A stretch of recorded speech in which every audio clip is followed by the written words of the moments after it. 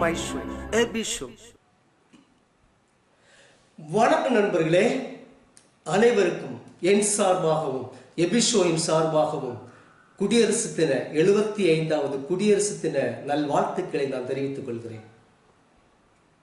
இந்த வீடியோ நம்ம எதை பத்தி பார்க்க போறோம்னா, கன்னியாகுமரி மாவட்டம் மயிலோடு பகுதியில் நாம் தமிழர் கட்சியின் பொறுப்பாளர் சேவியர் குமார் அவர்களை ஒரு தீவிரவாத கும்பல் கொலை செய்தது.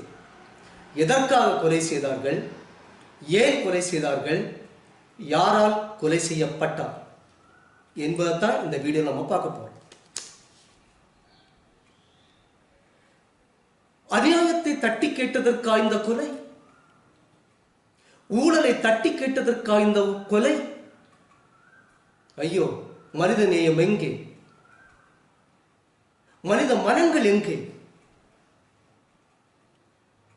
மனசாட்சி எங்கே, மானம் எங்கே, தமிழர் பற்று எங்கே, எங்கே எங்கே எங்கே மனசாட்சி எங்கே? மக்களே, தமிழ்நாட்டு மக்களே, உங்களுக்கு மனசாட்சி இல்லையா? நீங்கள் சட்டத்தை நம்பி போகிறீர்களே, தப்பு செய்துவிட்டு சட்டத்தை ஏமாற்றலாம் என்று யோசித்து விட்டு திட்டமிட்டு கொலை செய்திருக்கிறீர்களே, இது நியாயமா என்பதை தமிழ்நாட்டு மக்கள் ஒவ்வொருவரும் தன்னைத்தானே கேட்டுக்கொள்ளப்பட வேண்டிய ஒரு கேள்வி. நண்பர்களே, வீடியோக்கு போறதுக்கு முன்னாடி என்னோட சேனலை சப்ஸ்கிரைப் பண்ணி சப்போர்ட் பண்ணுங்க, லைக் பண்ணுங்க, கமெண்ட் பண்ணுங்க, ஷேர் பண்ணுங்க. நண்பர்களே, கன்னியாகுமரி மாவட்டம் மயிலாடு பகுதியை சேர்ந்தவர் சேவியர் குமார். நாம் தமிழர் கட்சியை சார்ந்தவர். இவர் ஒரு அரசாங்க ஊழியர், அதாவது போக்குவரத்து துறையில் மெக்கானிக்கலாக பணியாற்றி கொண்டிருக்கிறார். திங்கள் சந்தை பணிமனை. இவர் திங்கள் சந்தைக்கு பக்கத்துல நெய்யூர் பக்கம் மயிலாடு பகுதியில, இந்த பகுதியில உள்ள பங்கு ஆர்சி சர்ச்சில் தான் இவர் உறுப்பினர். அந்த பங்கின் ஃபாதர் மதிப்பிற்குரிய ராபின்சன் அவர்கள். இந்த பங்கின் கீழ் இயங்கிக் கொண்டிருக்கின்ற ஒரு பள்ளிக்கூடம் இருக்கிறது, மதர் தெரேசா பள்ளிக்கூடம். இந்த பள்ளிக்கூடத்தில் தான் சேவியர் குமார் என்பவருடைய மனைவி வேலை பார்க்கிறார்கள். இந்த சேவியர் குமாருக்கு 2 பிள்ளைகள். 2 பிள்ளைகளும் இதே பள்ளியில் படித்துக் கொண்டிருக்கிறார்கள். இந்த சேவியர் குமாருடைய எண்ணங்கள் எல்லாம் மனசாட்சியின் எண்ணங்கள், மனித நேயம் உள்ள மனசாட்சி உள்ள ஹிருதயம். ஆகையால் இவர் பங்கில் நடக்கின்ற அநியாயத்தை தட்டி கேட்பார். அந்த பள்ளிக்கூடத்தில் நடக்கின்ற அநியாயத்தையும் ஊழலையும் தட்டி கேட்பார். இதற்காகவே இவருக்கு எதிரிகள் முளைக்க ஆரம்பித்தனர். இவருக்கு அந்த பங்கு ஃபுல்லாவே எதிரிகள் தான். இப்படி நிறைய எதிரிகள் உருவாகி கொண்டு இருக்கின்ற நேரத்திலே இவர் எல்லாத்தையும் சோசியல் மீடியால அப்லோட் பண்ணுவார். ஊழல்களும் இவருக்கு எதிராக பேசுபவர்களையும் வீடியோ எடுத்து சோசியல் மீடியால என்ன பண்றாரு, பதிவேற்றம் பண்றார். இது எதிர்கூட்டத்திற்கு பயங்கர கோபத்தையும் உச்சக்கட்ட ஆத்திரத்தையும் ஏற்படுத்தியது. இவருக்கு முதல் எதிராளி யார் என்று பார்த்தால் திமுக தக்கலை மேற்கொன்றிய திமுக செயலர் ரமேஷ் பாபு. இந்த ரமேஷ் பாபு தான் இந்த சேவியர் குமாரை கெட்ட வார்த்தைகளால் போன்ல கூறியதை இவர் சோசியல் மீடியால போட்டு வைரல் ஆக்கிட்டார். இதுக்கு பிறகுதான் இந்த பிரச்சனை பெருசாக ஆரம்பிச்சது. அரசாங்கத்துக்கு தெரியுது, தமிழ்நாட்டு மக்களுக்கு தெரிய ஆரம்பிச்சது. இப்படி உங்களுக்குள்ள பிரச்சனை, சர்ச்சு மக்களிடையே பிரச்சனை, அநியாயத்தை தட்டி கேட்பதனால் ஏற்படுகின்ற பிரச்சனைகளை நாம் சந்தித்து ஆக வேண்டும். இது பிரச்சனை மேல் போயிட்டே இருக்குது. வளர வளர நாட்கள் போக போக வளர்ந்துகிட்டே இருக்கு பிரச்சனை. நாம் தமிழர் கட்சியின் சார்பாகவும் சேவியர் குமாரின் சார்பாகவும் காவல்துறையை நாடி பெட்டிஷன் எல்லாம் கொடுத்தாச்சு. இப்படி இவர்கள் எதிரியாகவே என்னை சித்தரிக்கிறார்கள், இவர்கள் மூலமாக எனக்கு எந்த நேரத்திலும் பிரச்சனை வரும்னு சொல்லி காவல்துறை எந்த நடவடிக்கை எடுக்கல. ஒருவேளை காவல்துறை நடவடிக்கை எடுத்திருந்தால் ஒரு சகோதரரை நாம் இழந்திருக்க மாட்டோம். அவர் எந்த கட்சியை சார்ந்தவராக இருந்தாலும் பரவாயில்லை, அவர் டிஎம்கே இருந்தாலும் பரவாயில்லை, பிஜேபி கட்சியாக இருந்தாலும் பரவாயில்லை, காங்கிரஸ்காராக இருந்தாலும் பரவாயில்லை. ஒரு உயிர் போகிறது என்றால் அது சும்மாவா? இப்பொழுது ஒரு தமிழ்நாட்டின் கலாச்சாரம் இருக்கிறது. யாராவது கொலை செய்யப்பட்டால் அவர்களுக்கு ஒரு அரசாங்க வேலையும் 10 லட்சமோ 1 கோடியோ கொடுத்து அவர்களை பைசல் பண்ணுவது. இது ஒரு அநியாயம். படித்த இளைஞர்களுக்கு வேலை தாருங்கள். குறையும் செய்துவிட்டு வேலை கொடுப்பது என்றால் எந்த நியாயம்? இதை பார்த்து கொண்டிருக்கிற நீதிமன்றமே நியாயம் இல்லையா என்பதைத்தான் கேட்க தோணுகின்றது. நீதிமன்றங்கள் எல்லாம் உறங்கிக் கொண்டிருக்கின்றன. நீதி அரசர்கள் எல்லாம் பணத்தின் மேல் உறங்கிக் கொண்டிருக்கின்றார்கள். இன்றைய ஜனநாயக நாட்டில் இது முற்றிலும் மாற்றப்பட வேண்டும். இது உலகின் மிகப்பெரிய நாட்டுக்கு இது அழகல்ல. ஆகவே இந்த சேவியர் குமாரை ஒரு நாள் இவருடைய ஃப்ரெண்ட்ஸ் 2 ஃப்ரெண்ட்ஸ் கூப்பிட்டு போறாங்க. ஃபாதர் கூப்பிடுறாங்க. ஃபாதர் கூப்பிட்டா பொதுவாக எல்லாரும் ரெஸ்பெக்ட் பண்ணி போவாங்க. ஃபாதர் எதுக்காவது கூப்பிடுறாரு, ஓகே, ஏதாவது காரியம் சொல்றதுக்காக. அப்போ இவர் ஃபாதர் கூப்பிட்ட உடனே ஒரு மதியம் 2 மணிக்கு கூப்பிடுறாங்க. உங்களை ஃபாதர் கூப்பிட்டாங்க, அதனால அங்கே போகணும், ஃபாதருக்கு பங்கு மேடைக்கு போகணும். அப்போ இவரோட சேர்ந்து இவருடைய மனைவியும் சரி போங்க, ஃபாதர் தானே கூப்பிடுறாரு. எவ்வளவு ஒரு நம்பிக்கையின் வார்த்தை தெரியுமா? எவ்வளவு ஒரு நம்பிக்கையின் உச்சகட்ட வார்த்தை தெரியுமா? ஃபாதர் கூப்பிடுறாரே போங்க, ஃபாதர் தானே கூப்பிடுறாரு. கடவுளின் மறுசாயல் அல்லவா ஃபாதர்ஸ் அண்ட் சிஸ்டர்ஸ்? ஆனால் இவர்கள் இப்பொழுது என்ன செய்து கொண்டிருக்கின்றார்கள்? கடவுளே இவர்கள் எல்லாம் மன்னி, தாங்கள் செய்கிறது இன்னதென்று அறியாமல் செய்து கொண்டிருக்கிறார்கள். இவர்களுக்காக நான் இவங்களுக்கு பாவ மன்னிப்பை தருகிறேன். அப்படி போய்கொண்டிருக்கின்றது. ஆகவே 2 மணிக்கு இந்த ஃப்ரெண்ட்ஸ் எல்லாம் கூப்பிட்டு போறாங்க. ஃபாதர் உங்களை கூப்பிடுறாரு. அப்போ கூப்பிட்ட உடனே சேவியர் குமார் சகோதரர் போறார். சேவியர் குமார் போறார். அங்க போன உடனேதான் அவங்களோட நம்பிக்கை துரோகம் வெளிப்படுகிறது. இவர்கள் தமிழர்களா? இவர்கள் மனசாட்சி உள்ளவர்களா? நம்பிக்கையோடு கூப்பிட்டு விட்டு நம்பிக்கை துரோகமா? மன்னிக்க முடியாத குற்றம். அங்கே கேள்வி கேட்டு இவரை அயன் பாக்ஸாலும் அடித்தும் வயிற்றில் மிதித்தும் கொன்றிருக்கிறார்கள். இதை பார்த்து கொண்டிருக்கின்றாரே ஃபாதர் ராபின்சன் அவர்கள், அவருக்கு எங்கே போயிற்று மனசாட்சி? நாம் இந்த சமூகத்தில் பெரிதும் நம்பிக்கையும் அன்பையும் பெற்றுள்ளவர்கள் இந்த ஃபாதர்ஸ் அண்ட் சிஸ்டர்ஸ்.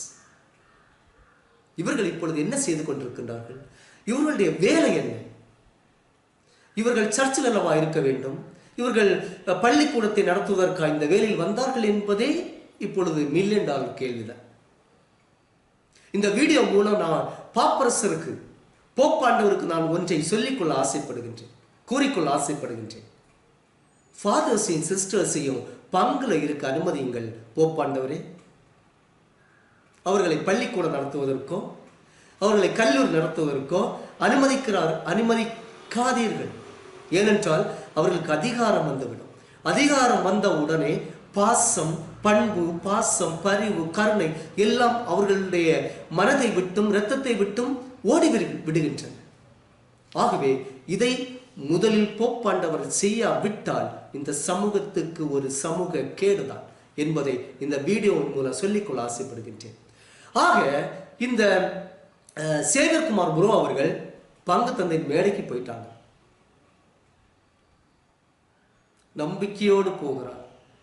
தனது 2 குழந்தைகளையும் விட்டு மனைவியையும் விட்டு நம்பிக்கையோடு போகிறார் பங்கு தந்தை மேடையை நோக்கி.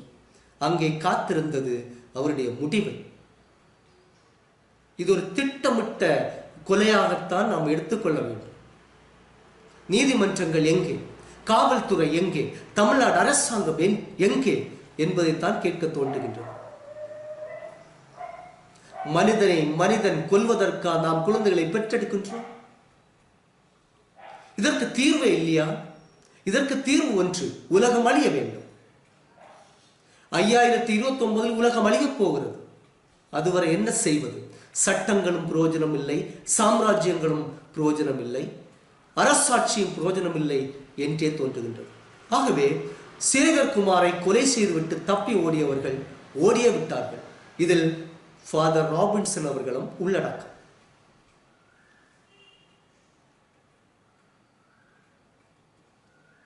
தமிழ்நாடு அரசு என்ன செய்து கொண்டிருக்கிறது?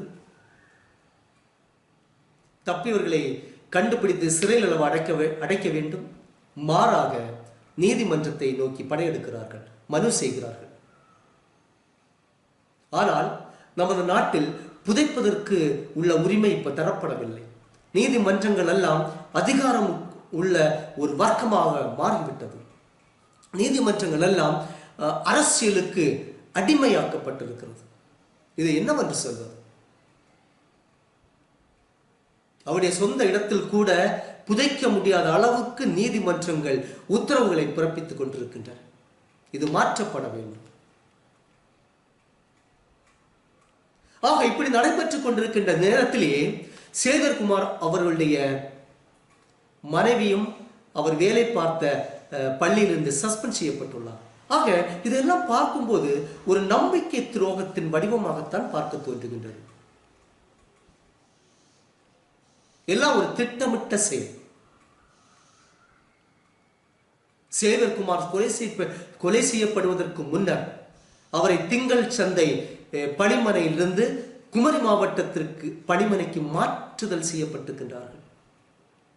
இந்த வஞ்சகர்கள், இந்த ஆட்சி அதிகாரிகள் எவ்வளவு ஆணவம்! ஆகவே இப்பொழுது இந்த தமிழ்நாட்டுக்கு ஒரு ஸ்டைல் இருக்கு. யாராவது கொலை செய்த ஒரு அரசாங்க வேலையும் என்ன சொல்றது, கொஞ்சம் லட்சம் ரூபாயும் கொடுத்து போய் வாழ்ந்துவிட்டு போ, கொலையை மறைச்சிடு, கொலை செய்து தப்பில்லை. இப்பொழுது இங்குள்ள சட்டங்கள் என்னது?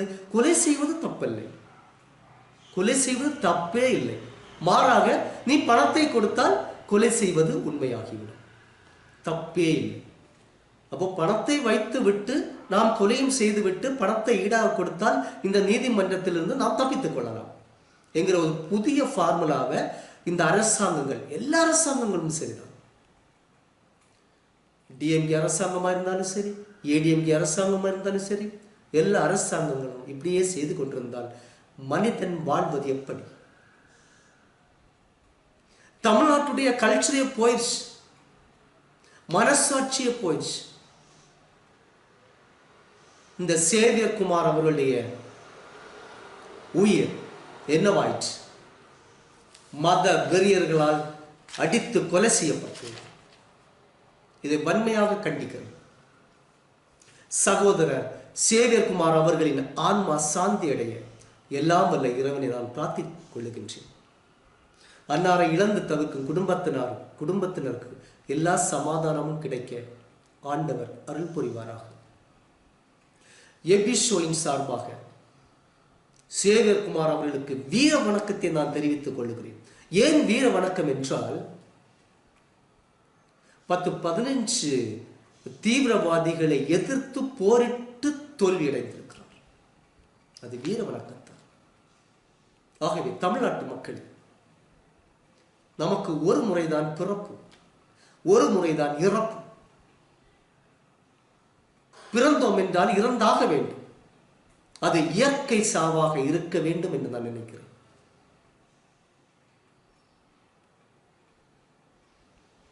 மனிதநேயம் காப்போம். நாம் எதை கொண்டு வந்தோம்? நாம் எதை கொண்டு போகின்றோம்? ஆகவே இந்த திமுக அரசு இதை கண்டுபிடித்து உடனே அவர்களுக்கு தகுந்த தண்டனை கொடுக்க வேண்டும் என்று இந்த வீடியோ மூலமாக தமிழக அரசை கேட்டுக்கொள்கிறேன்.